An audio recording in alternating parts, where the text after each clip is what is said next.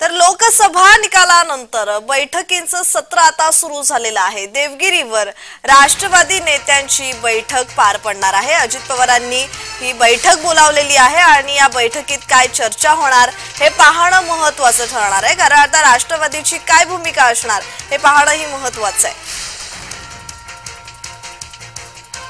तर या संदर्भात अधिकची माहिती देत आहेत आमचे प्रतिनिधी डॅरिल मिरांडा। डॅरिल, लोकसभेचा निकाल लागला आणि त्यानंतर बैठकींचं सत्र सुरू झालेलं आहे। अजित पवारांनी ही बैठक बोलावलेली आहे, तर या बैठकीत काय चर्चा होईल?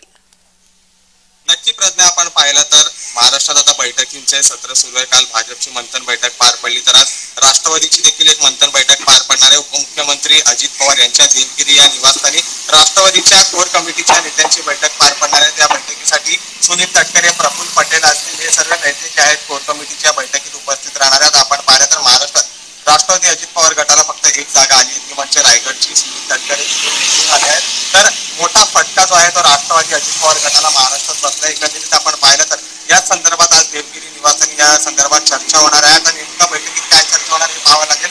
ही बैठक झाल्यानंतर संध्याकाळी 5 वाजता अजित पवार गटाच्या आमदारांची हॉटेल ट्रायडेन मध्ये देखील एक बैठक होणार आहे। नेमकी आजच्या बैठकीत अजित पवार काय निर्णय घेतात आणि आमदारांसोबत काय चर्चा करतात हे पाहावं लागेल। जी जी जी धन्यवाद डॅरिल, तुम्ही दिलेल्या माहितीसाठी।